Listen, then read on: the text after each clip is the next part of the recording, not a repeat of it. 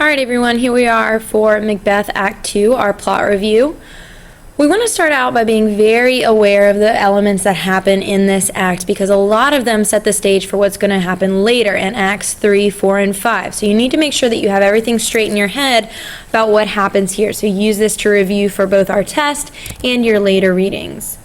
In Act 2, Scene 1, Macbeth meets Banquo and Fleance. Remember, Fleance is Banquo's son. That's going to be very important later on.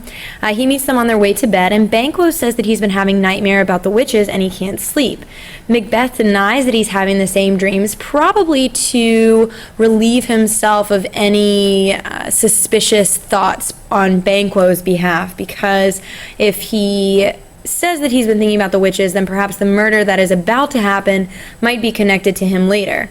After this, we have the famous dagger soliloquy in which Macbeth imagines that he sees a blood-covered dagger before him, and then he leaves to commit the murder. Now, between scenes 1 and 2, remember, the murder of Duncan does happen.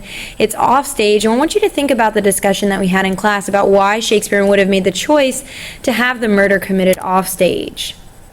In Act 2, Scene 2, Lady Macbeth has drugged Duncan's guards, but is unable to murder Duncan because he resembles her father. This gives us a new insight into her character, what she thinks about the murder, and who she really is, despite all of her bragging talk about how she is more of a man than Macbeth himself.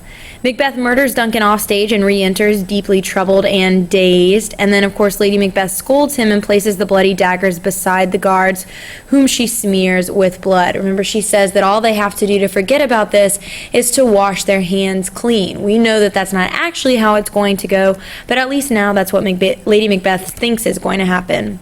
In Act 2, Scene 3, Shakespeare provides us with a little comedic relief in the image of a drunken porter who responds to Macduff's and Lennox knocking at the gate. Lennox says that the weather was strange last night and that Macduff discovers Duncan's body. Macbeth murders Duncan's guards in what he says is a fit of rage, and Lady Macbeth faints. Duncan's sons Malcolm and Donalbain flee the country, fearing for their lives. And of course, Macbeth will use this to pin the murder on Malcolm and Donalbain. He says that the fact that they left Scotland is evidence of their guilt.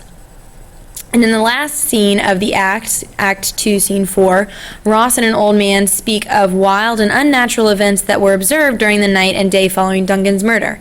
This goes along with the theme of natural events that coincide with unnatural events.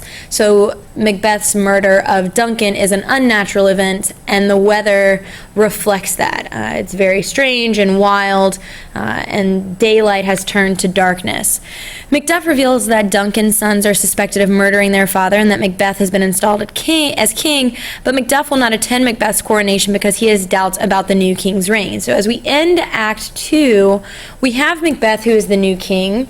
Duncan is dead, Malcolm and Donalbain have fled, and Macduff is not convinced that Macbeth was being completely honest in what he says about the murder of Duncan. He of course says that he played no part in it. All he did was murder the guards in a fit of rage that his beloved king has been killed. So prepare yourselves for Act 3. This is where things are going to get really tricky for Macbeth as he falls deeper and deeper into this hole that he has dug for himself. So stay tuned.